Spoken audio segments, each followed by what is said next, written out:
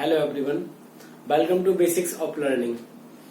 Today we will start with economics, and the topic we will be covering in economics will be national income, जिसको हिंदी में राष्ट्रीय आय कहते हैं. फिर इसके बाद हम पढ़ेंगे बिजनेस साइकिल के बारे में,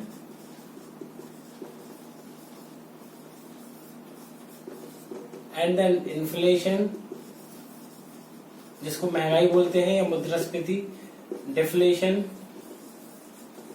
इनको कंट्रोल कैसे किया जाता है, कंट्रोल करने के लिए फिस्कल पॉलिसी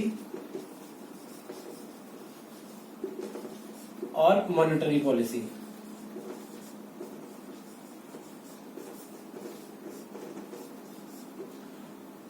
फिर इसके बाद हम फाइनेंस से रिगार्डिंग पढ़ेंगे, बैंकिंग, इकोनॉमिक रिफॉर्म्स,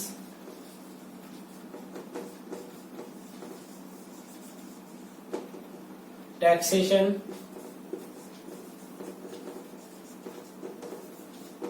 एग्रीकल्चर,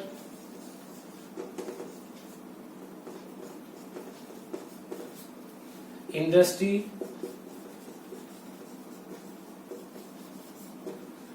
और भी काफी सारे टॉपिक जो हम इकोनॉमिक्स की क्लासेस में पढ़ेंगे. तो ये क्लासेस काफी लंबी होंगी और इसमें हम स्टार्ट करेंगे नेशनल इनकम से. राष्ट्रीय आय किसे कहते हैं? राष्ट्रीय आय को जब हम स्टार्ट करेंगे, जिसमें हम जीडीपी से, जीडीपी क्या है, यहां पे इसका पूरा नाम है ग्रॉस डोमेस्टिक प्रोडक्ट. ग्रॉस मतलब होता है टोटल, और डोमेस्टिक मतलब यहाँ पे कंट्री के एरिया स्पेसिफिक थे, और प्रोडक्ट्स का मतलब है यहाँ पे गुड्स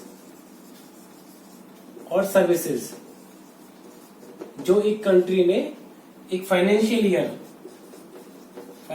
ईयर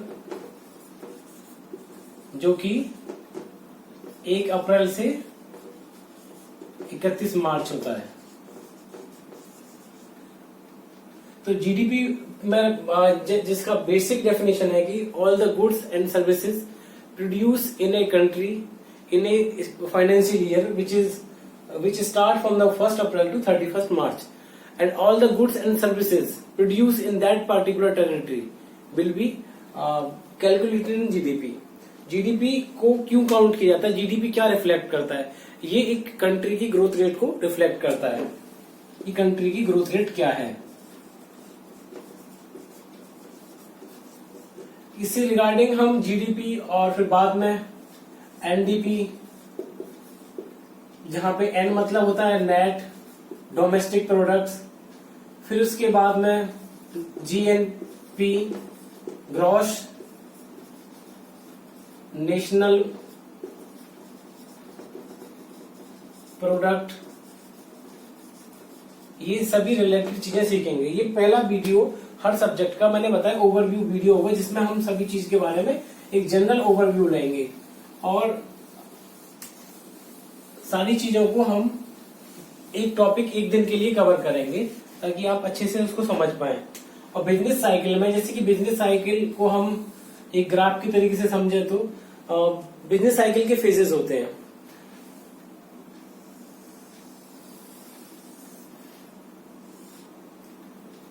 बिजनेस साइकिल में जो ये आप ऊपर की तरफ देख रहे हैं बर्ड, ये बूम वाली कंडीशन है जहां पे इकोनॉमी अच्छा वर्क करती है, और ये जो बिल्कुल डाउनवर्ड देख रहे हैं ये इकोनॉमी का डिप्रेशन फेज है, और जो बूम से नीचे पीरियड जो देख रहे हैं वो जो पीरियड है वो रिसेशन का पीरियड है, और डिप्रेशन से जो ऊपर का पीरियड देख रहे हैं ये रिकवरी का पीरियड है. क्योंकि इकोनॉमी में ये सभी पीरियड होते हैं जहां पे इकोनॉमी बिल्कुल कोलैप्स हो जाती है. कोलैप्स होने का मतलब है कि एम्प्लॉयमेंट वगैरह कम हो जाना और ग्रोथ रेट कम हो जाना. ऐसी कंडीशन में जो इकोनॉमिक एक्टिविटीज हैं वो स्टैंड स्टिल हो जाती है, रुक जाती है, तो उसको डिप्रेशन बोलते हैं. रिकवरी, फिर धीरे धीरे चीजें रिकवर होती हैं गवर्नमेंट इंटरवेंशन से या मार्केट फोर्सेस से। मार्केट फोर्सेस क्या है?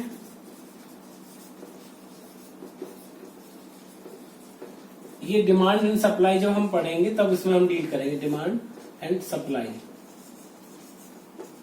सबसे पहले हम इकोनॉमी के टाइप स्टार्ट करते हैं कि इकोनॉमी कितने प्रकार की होती है और इकोनॉमी की ओरिजिन कहां से हुई, ऐसे सब्जेक्ट रीड करने के लिए।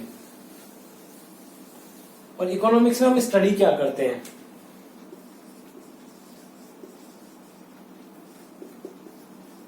जैसा कि हम जानते हैं कि फादर ऑफ इकोनॉमिक्स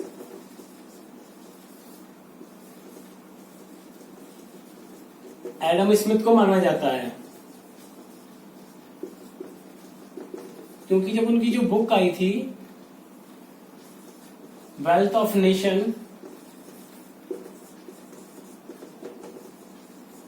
1776 में, जहां पे उन्होंने कैपिटलिज्म को सजेस्ट किया था as a measures to tackle some economic problems, तो एडम स्मिथ को फादर ऑफ इकोनॉमिक्स कंसीडर किया जाता है।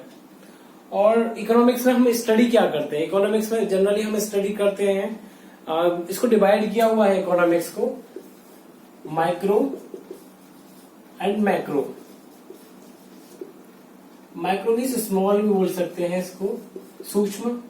मैक्रो मीन्स एक ब्रॉड लेवल पे। दोनों का सब्जेक्ट मैटर पढ़ने का अलग अलग है।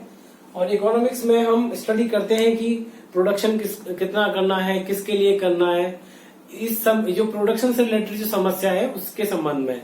और रिसोर्स का यूटिलाइजेशन किस प्रकार करना है, रिसोर्स का यूटिलाइजेशन ऐसे करना है ताकि वेस्ट मिनिमम हो। और एक इक्विलिब्रियम डेवलप करना। इक्विलिब्रियम मतलब होता है कि डिमांड और सप्लाई बराबर कर देना। इसको हम ऐसे समझ सकते हैं कि सपोज कि डिमांड हमेशा कंज्यूमर की तरफ से होती है। कंज्यूमर कौन है? जो किसी तरीके की सेवा या किसी तरीके की वस्तुओं का कंज्यूम करता है, जैसे कि हम एक कंज्यूमर हैं।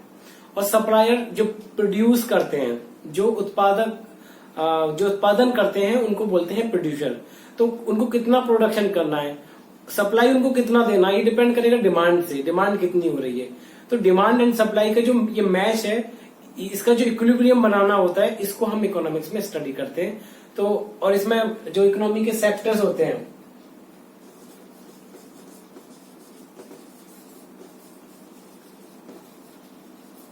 जिसमें हम पढ़ेंगे प्राइमरी सेक्टर के बारे में, सेकेंडरी सेक्टर के बारे में, प्राइमरी सेक्टर, सेकेंडरी सेक्टर और टर्शियरी सेक्टर।